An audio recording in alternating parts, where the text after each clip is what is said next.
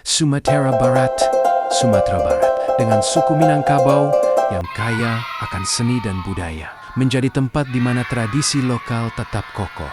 Berdiri meskipun arus teknologi digital semakin deras menerjang.